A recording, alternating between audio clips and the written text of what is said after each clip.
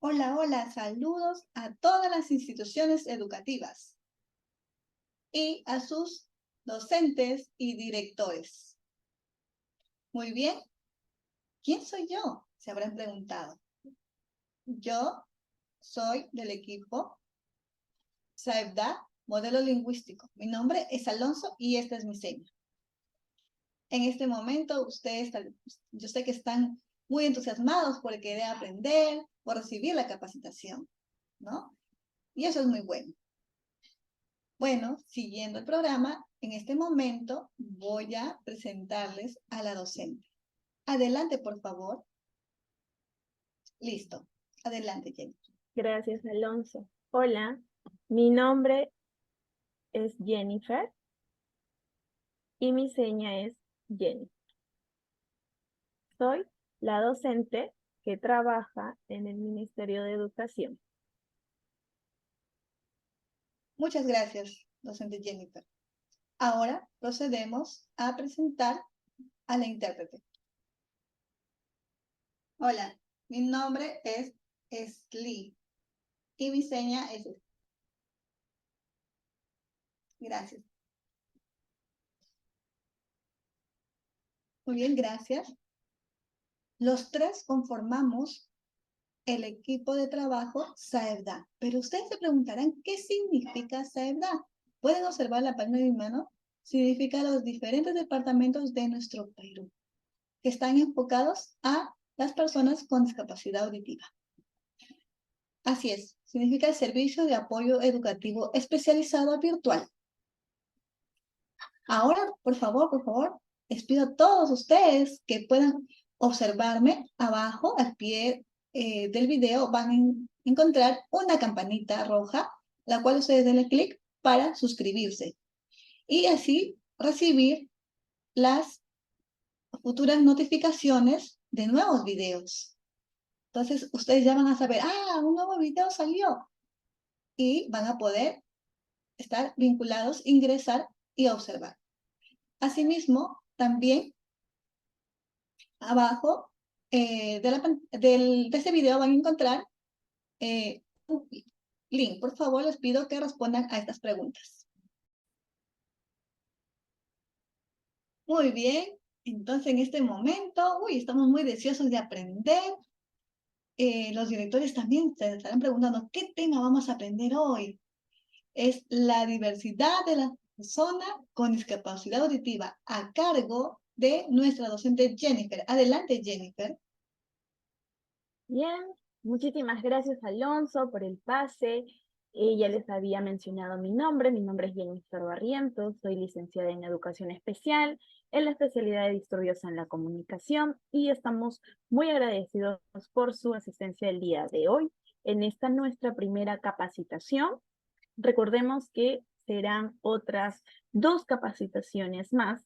La segunda capacitación tiene por título Neurolingüística y la tercera capacitación, Estrategias para abordar a estudiantes con pérdida auditiva. Recuerden que si asisten a las 3 instituciones, ustedes podrán acceder a un material que todavía el Ministerio de Educación no ha publicado. Es un material inédito para las instituciones que asistan a estas 3 capacitaciones. Este material se llama Biblioteca Virtual en Lengua de Señas Peruanas, que más adelante ya estaremos presentando. Bien, vamos a iniciar el tema del día de hoy, titulado La diversidad de la persona con discapacidad auditiva. Este tema tiene por objetivo fortalecer a las instituciones educativas en la atención de sus estudiantes con discapacidad auditiva, como respondiendo a las demandas pedagógicas de estos. Es por ello que el día de hoy vamos a hablar sobre 3 ejes temáticos. Vamos a conocer lo que es la discapacidad auditiva. Como segundo eje temático vamos a conocer la privación lingüística, las fortalezas y barreras. Y como tercer eje temático, la diversidad del estudiante sordo. Bien, vamos a empezar por el primer eje temático, la discapacidad auditiva. Es importante que conozcamos el oído y sus partes. El oído, debemos mencionar, tiene tres partes. Una de ellas es el oído externo. Dentro de ella vamos a encontrar el pabellón auricular, el conducto auditivo externo y el tímpano. Luego vamos a encontrar el oído medio, es otra parte del oído. Y aquí hallaremos tres huesecillos. Estos huesecillos serán los más pequeños que tiene el ser humano en el cuerpo y responden a los nombres de martillo, yunque y estribo. Así también vamos a encontrar la trompa de Eustaquio en el oído medio. Ahora hablaremos sobre el oído interno. Y en el oído interno vamos a encontrar el vestíbulo coclear y el nervio auditivo. Es así que hemos hecho mención de las tres partes que tiene nuestro oído y los órganos que se hallan dentro de cada una de esas partes.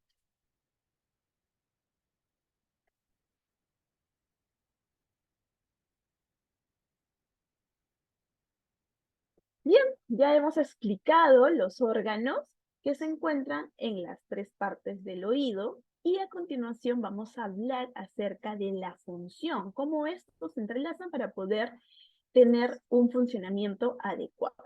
Imaginemos que vamos a lanzar una vara de metal. Esta vara de metal, al lanzarla, cae al piso y va a provocar un sonido. Estos sonidos serán las ondas sonoras.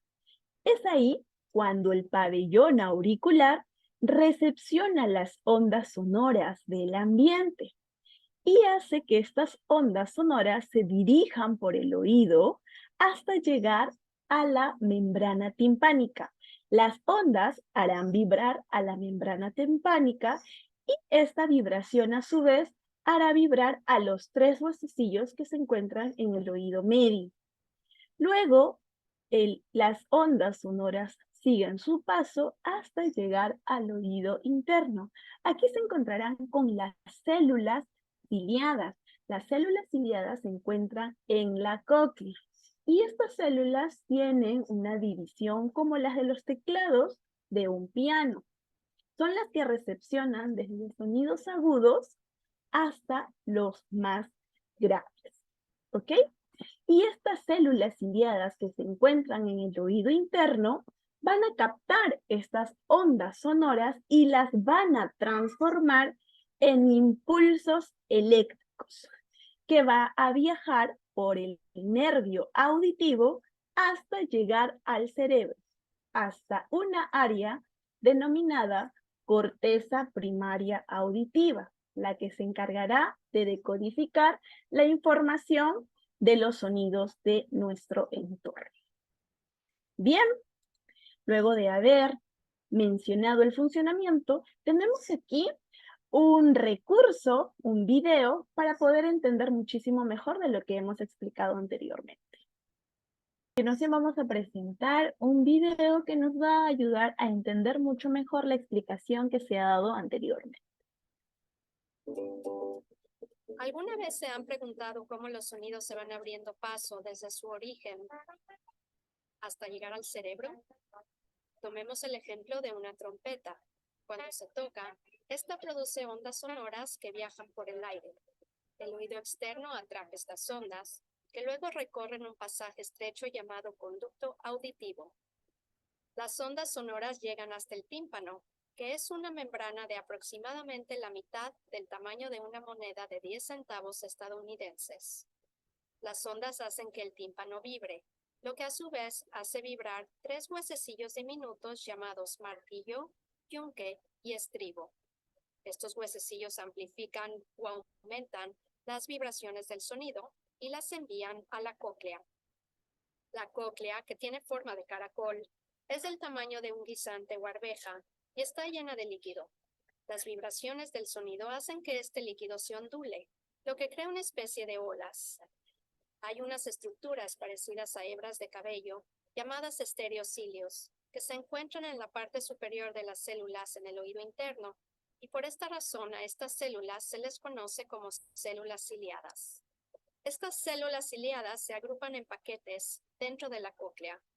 Con el movimiento del líquido dentro de la cóclea, los grupos de células ciliadas se mueven y sus estereocilios convierten este movimiento en señales eléctricas.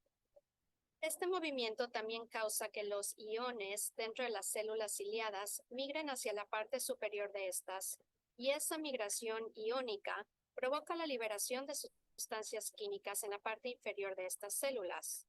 Las sustancias químicas se unen a las células nerviosas auditivas y crean una señal eléctrica que viaja a lo largo del nervio auditivo hacia el cerebro. Las diferentes células ciliadas responden a distintas frecuencias de sonidos. Las células ciliadas en la parte ancha o base de la cóclea detectan sonidos más agudos, como un pícolo o una flauta.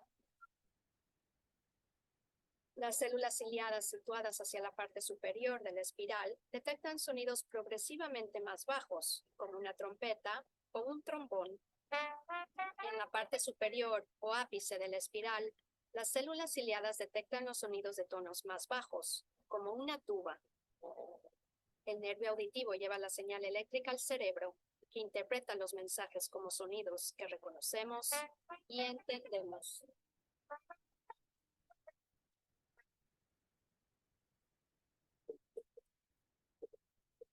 Bien, es así que hemos logrado visualizar la explicación de el funcionamiento del oído con esta ayuda visual.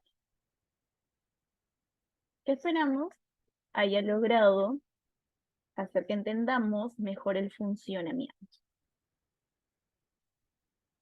Y siguiendo con nuestro tema de esta primera parte, estaremos hablando acerca de lo que es la discapacidad auditiva y entendemos por ella como la disminución para poder entender, escuchar los sonidos del lenguaje hablado. Y la pérdida auditiva puede afectar a uno o a ambos oídos y las causas pueden ser diferentes. Y vamos a denominar persona sorda aquella que tiene una pérdida importante en la capacidad para oír y escuchar sonidos del lenguaje oral. Y según el momento de la adquisición, esta se va a dividir en prelocutiva y en poslocutiva.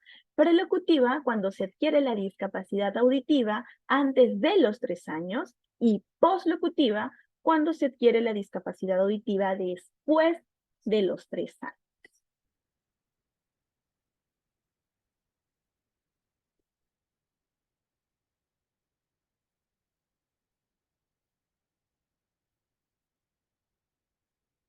A continuación estaremos hablando acerca de las causas de la pérdida auditiva y estas serán 3.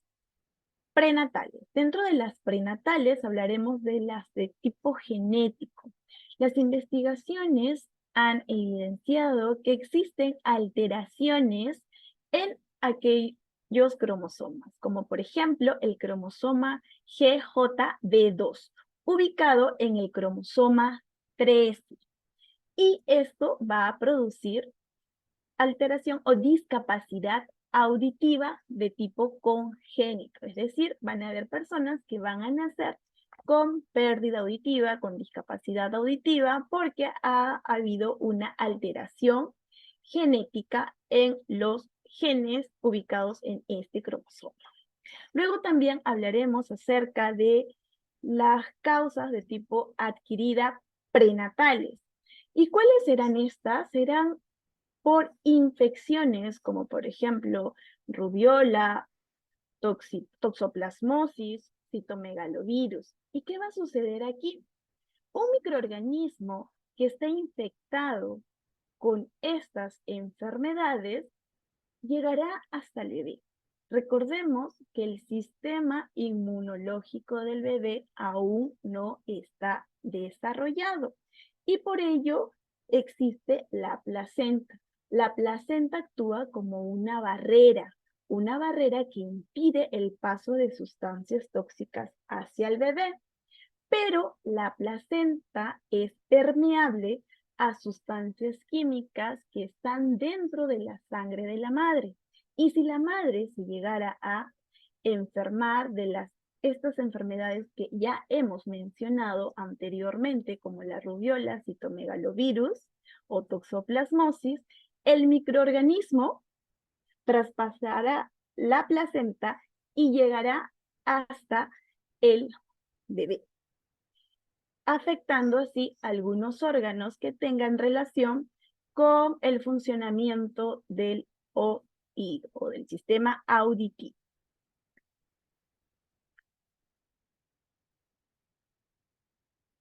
Ahora vamos a hablar acerca de las causas perinatales. Dentro de estas causas hablaremos sobre la hipoxia neonatal. ¿Y qué es la hipoxia neonatal? Es la privación de oxígeno. Recordemos que las células trabajan y se alimentan de oxígeno. Y al no haber oxígeno, estas células empiezan a morir.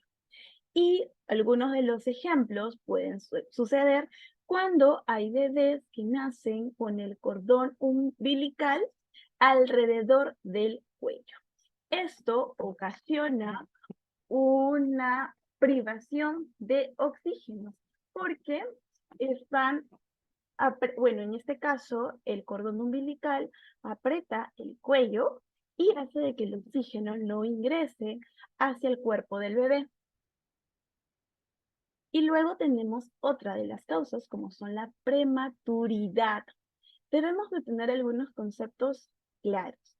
Vamos a considerar prematuro aquellos bebés que nacen antes de las 37 semanas. Y extremadamente prematuro aquellos que nacen antes de las 28 semanas. Y muy prematuro aquellos que nacen dentro de las 28 a 32 semanas. ¿Y qué sucede aquí? Al ver nacido prematuramente, algunos órganos no terminan de desarrollarse. Y estos pueden ser algunos que tengan que ver con el desarrollo del funcionamiento del sistema auditivo.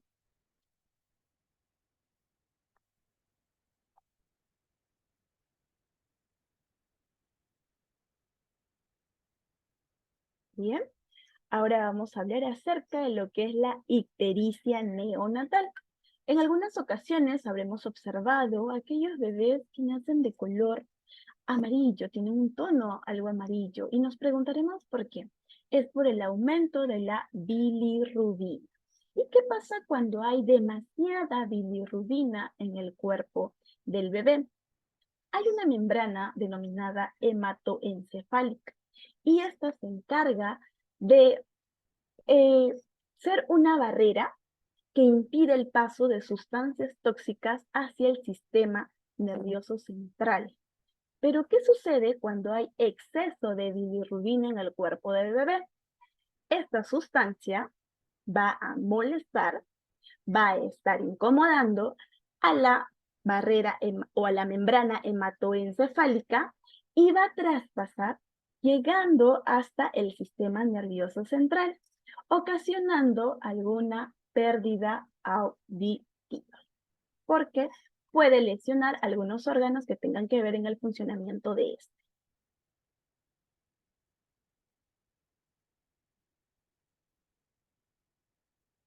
¿Ok? Ahora vamos a hablar acerca de las causas postnatales.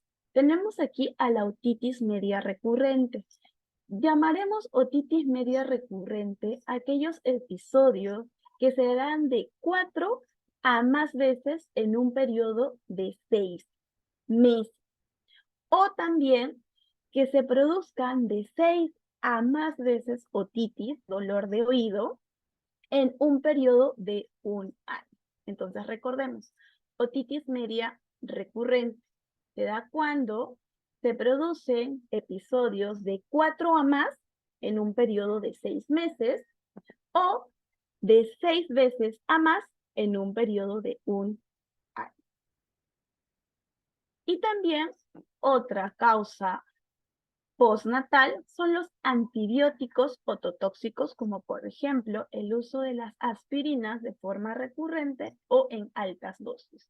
Estas lesionan algunas células, algunos órganos que tengan que ver con el funcionamiento del sistema auditivo. Otra de las causas postnatal son los traumatismos, las caídas que pueden afectar algunos de los órganos y ocasionarán alguna pérdida auditiva. La meningitis es otra causa postnatal. ¿Qué sucede aquí? ¿Qué es la meningitis? Es la inflamación del líquido y de la membrana que rodea al cerebro. ¿Y cómo se da el caso clínico? Hay mucho dolor de cabeza y también fiebres altas. Las fiebres altas van a lesionar o van a causar la muerte de algunas células que se encuentran en la cóclea, es decir, en el oído interno, causando así una pérdida auditiva.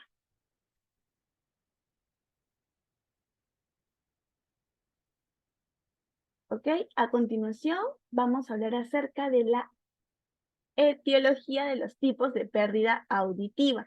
¿Cuáles son los tipos de pérdida auditiva? La conductiva. La conductiva se refiere al bloqueo de las ondas sonoras desde el oído externo al oído medio. ¿Y esto por qué se produce? Porque aquí se encontrarán algunos elementos, por ejemplo, granos de arroz u otros, que impiden el paso de las ondas sonoras desde el oído externo al oído medio. También por el exceso de cerumen o por algunas infecciones. Y hablaremos de una pérdida de tipo neurosensorial cuando el funcionamiento del oído interno no se está realizando de forma adecuada. Y mencionaremos que es un tipo de pérdida mixta cuando es la combinación de las dos anteriores que hemos mencionado.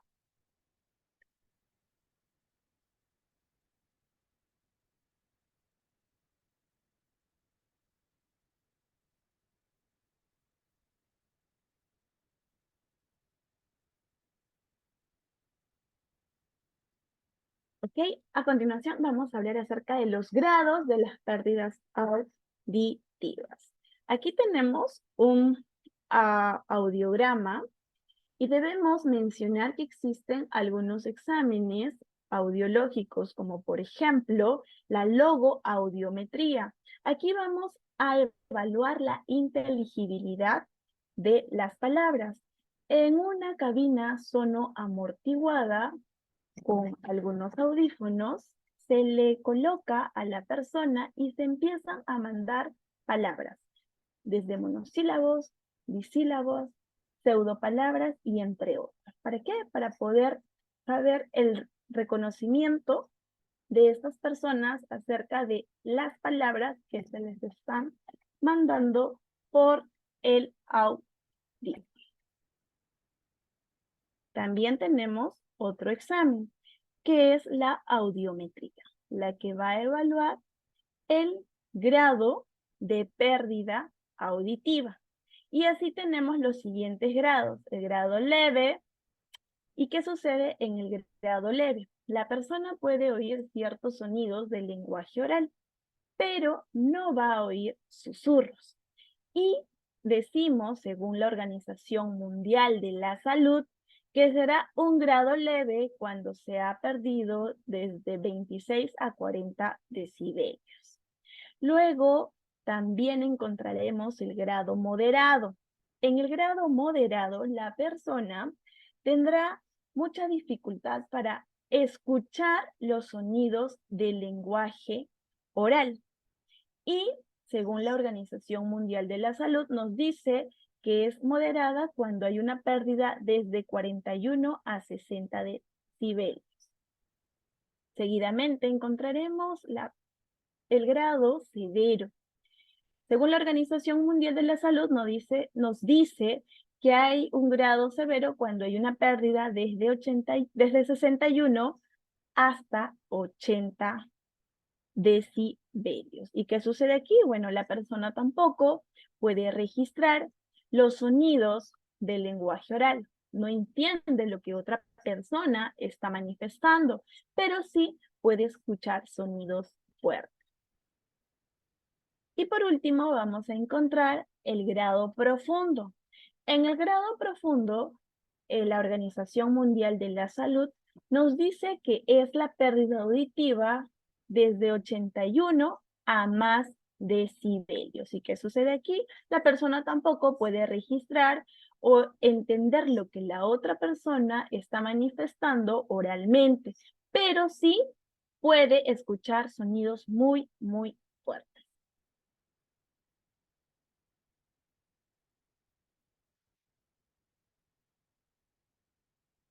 ¿Listo?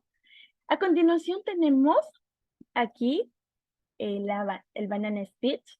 Este es un término que se utiliza para presentar el área donde aparecen los fonemas. ¿Y qué cosas son los fonemas? Los fonemas son los sonidos de nuestro idioma. Por ejemplo, aquí tenemos el fonema m, el fonema p, el fonema f, el fonema g, b, y estos responden a una intensidad la cual se mide por decibelios, por ejemplo, M a 30 decibelios, ¿ok? ¿Qué pasará con aquella persona que tiene una hipoacusia leve? ¿Podrá registrar el sonido del fonema M? Si recordemos que nos dicen que hay una hipoacusia leve cuando hay una pérdida que va desde los 26 a los 40 decibelios. Bueno, esta persona definitivamente tendrá mucha dificultad en poder registrar este sonido. Y no solamente este, también B, el sonido B.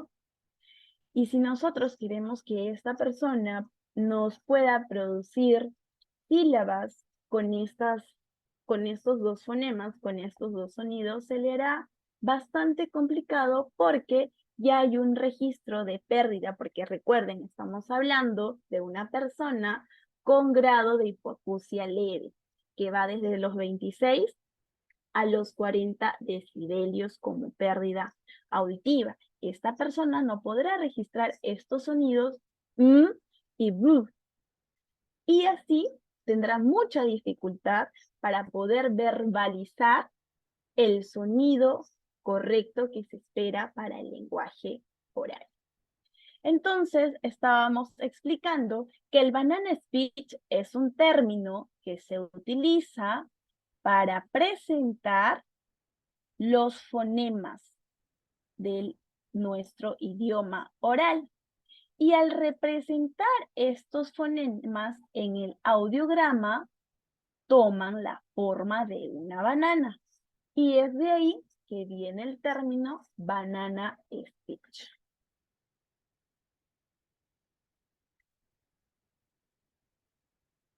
Bien, hemos terminado con la primer parte de nuestra capacitación el día de hoy. A continuación vamos a hablar sobre el segundo eje temático titulado La privación lingüística, las fortalezas y barreras. Aquí tenemos un índice muy importante que nos menciona que de 10 personas sordas, 9 tienen padres oyentes y una persona sorda tiene un padre, una madre sordo o ambos progenitores sordos.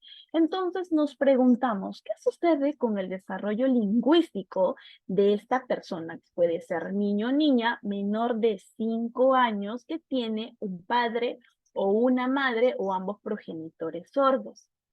¿Qué sucedería si estos padres acceden a un medio de comunicación como la LSP, Lengua de Señas Peruanas? Estarían evitando la privación lingüística. ¿Y qué es la privación lingüística? Es el no contacto con una lengua.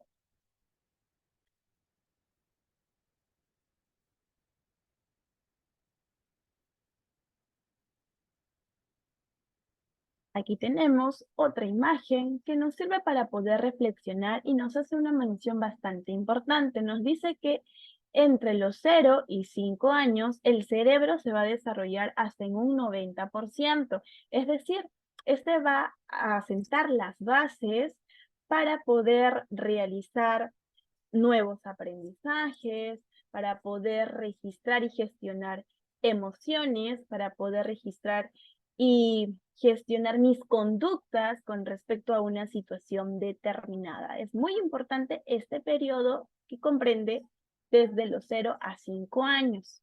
¿Ok? Y aquí tenemos la siguiente imagen, donde nos llama a visualizar. Por un lado, la infancia de un oyente. Aquí el niño puede registrar los sonidos del lenguaje oral. Y al registrar los sonidos del lenguaje oral, puede responder a su progenitor. Y de esta forma va adquiriendo el lenguaje oral. Pero, ¿qué sucede con este niño que tiene pérdida auditiva y tiene un padre, en este caso, oyente? ¿Podrá realizar esta comunicación como en el anterior caso? Bueno, va a haber una dificultad, ¿ok? Esta dificultad podría llevar a que este niño o niña tenga una privación lingüística, una privación del lenguaje, si es que antes el padre no ha decidido utilizar algún medio de comunicación para que su hijo no caiga en esta privación lingüística. Es por ello que el objetivo de esta capacitación es concientizar a la comunidad educativa sobre la importancia del derecho de desarrollar una lengua a temprana edad y así evitar la privación lingüística. Ya hemos visto anteriormente en las diapositivas, si esta persona sorda tiene un progenitor que también es sordo o ambos progenitores sordos y le ofrecen el medio de lengua de señas peruana, se evitará la privación lingüística. Si este niño es sordo y tiene padres oyentes, el padre oyente tendrá que en este caso decidir cuál sería un medio de comunicación para su hijo que se ajuste y pueda responder a las necesidades del medio y evitar así la privación lingüística.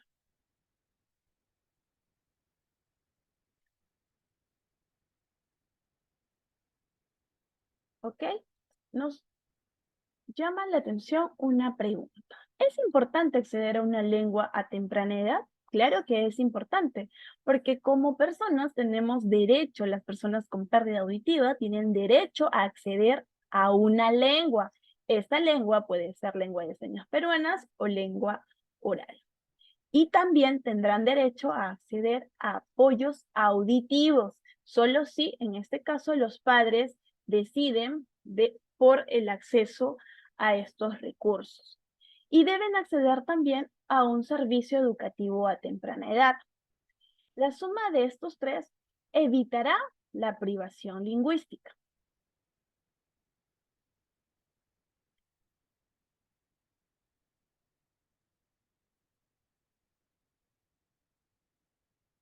Ok, aquí tenemos algunos cursos virtuales de Perú Educa como la lengua de señas peruanas y estrategias pedagógicas para atender a estudiantes con discapacidad auditiva que ha venido realizando el Ministerio de Educación.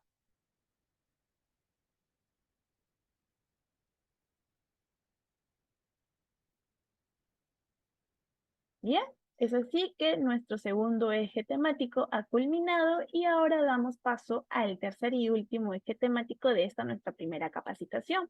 Aquí vamos a hablar acerca de la diversidad del estudiante sordo y es importante resaltar lo siguiente. Como docentes debemos empezar motivando a nuestros estudiantes. ¿Para qué? Para así poder visualizar cuáles son las habilidades de este estudiante. Al hallar las habilidades de este estudiante, podremos potencializarla. ¿Y cómo las potencializaremos? Con diferentes recursos y materiales de apoyo que respondan a sus características. A continuación, tenemos algunos ejemplos de imágenes que nos pueden ayudar.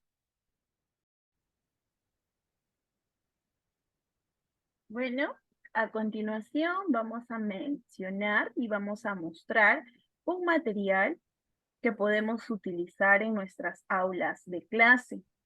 Es importante mencionar que este material, es decir, el vocabulario, las imágenes, variarán de acuerdo al tema que van a abordar en sus salones. A continuación vamos a presentar la gramática en español. ¿Quién se encargará de realizar la enseñanza de la gramática en español? El docente de aula. Es también el docente quien se encarga de realizar el material para sus estudiantes, incluido aquí el estudiante con pérdida auditiva. Es decir, el docente enseñará la oración que describe la acción de este profesional. El veterinario cura a los animales. Ahora vamos a hacer un ejemplo, vamos a demostrar un ejemplo con la participación de nuestro modelo lingüístico, Alonso. Nuestro modelo lingüístico realizará la lectura en lengua de señas peruana utilizando la gramática de esta lengua. Adelante, Alonso.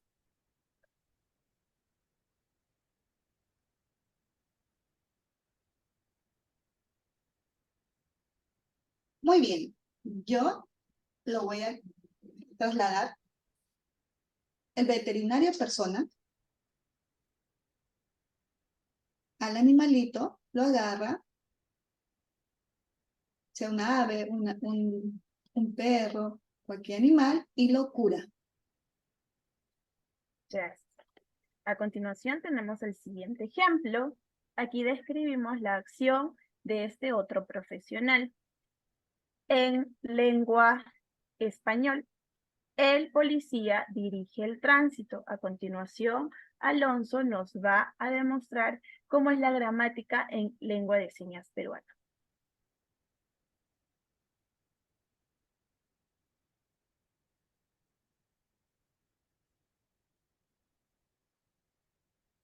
El policía, él, toca el silbato, los carros, para ordenar los carros, y pone alto.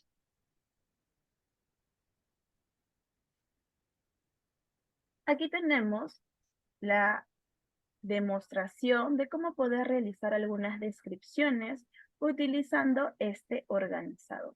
Tenemos el cóndor es un animal salvaje que vive en la cordillera de los Andes, tiene una cresta roja, un pico, plumas negras en el cuerpo, plumas blancas en el cuello, 2 patas, nace de un huevo y come carroña, es decir, animales muertos. A continuación, Alonso realizará la lectura en lengua de señas peruanas utilizando esa gramática.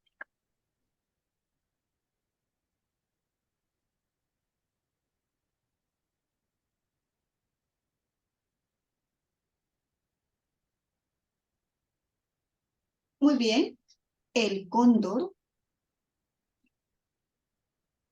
según el organizador, en el primero de color rojo, dice que es un animal como el león, el elefante salvaje. En el segundo, ¿dónde vive? En la cordillera. Ahí. Ahí el cóndor está en un estado viviendo y pensemos el cóndor que tiene una cresta, plumas. Esas son las plumas que tiene. Tiene 2 patas, así, de esta manera. Y el cóndor, ¿de dónde nace? De un huevo. Y ahora el último, de color morado, que come el cóndor, busca animales muertos, carne, y los come. ¿Okay? Hemos apreciado la diferencia que existe entre el español y la gramática en lengua de señas peruanas. Es importante como docentes, si no contamos con un modelo lingüístico o intérprete en lengua de señas peruanas en nuestras aulas, que nosotros invirtamos en nuestras capacitaciones buscando ayuda en asociaciones que nos puedan enseñar lengua de señas peruanas o en todo caso utilizar estos recursos visuales. Además, es importante mencionar nuevamente que el docente es quien se encarga de realizar y elaborar los materiales que se van a trabajar para poder abordar un determinado tema. El modelo lingüístico tiene por función principal enseñar lengua de señas peruanas y el intérprete tiene como función fundamental interpretar la información auditiva en señas o viceversa. Bien, esta ha sido la demostración de un ejemplo para poder utilizar recursos visuales y así lograr el aprendizaje de nuestros estudiantes en las aulas.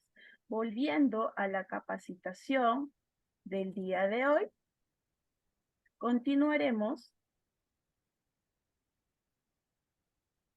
abordando los siguientes temas que nos hacen mención de la diversidad del estudiante con pérdida auditiva que podemos hallar en las aulas de clase.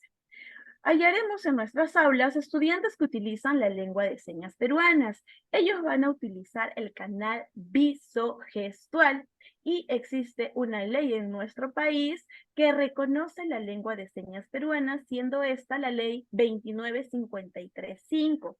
Y quien va a enseñar lengua de señas peruanas será el modelo lingüístico, quien es una persona sorda. También vamos a mostrar aquí el ejemplo de cómo enseñar señas. Vamos a colocar la figura, el nombre de esta en letra imprenta y la seña correspondiente a la figura que queremos dar a conocer para aprender. También vamos a encontrar a estudiantes que usan el lenguaje oral. Ellos se ayudarán de apoyos auditivos como los audífonos e el implante coclear. Es importante mencionar que quienes cuenten con el implante coclear deberán acudir al fonoaudiólogo para que él pueda ayudarles a reconocer los diferentes sonidos de nuestro entorno. Y finalmente, también podemos encontrar en las aulas a estudiantes sordos que utilizan el lenguaje bimodal, que utilizan la comunicación total. Van a utilizar la oralización y la gestualización, pero esta va a tener una diferencia con la lengua de señas peruanas, porque en el lenguaje bimodal la oralización es quien guía a la gestualización. En lengua de señas peruanas solo vamos a realizar señas. Muchísimas gracias. Esta ha sido nuestra primera capacitación. Agradecemos a todos ustedes por su participación. Que tengan buen día.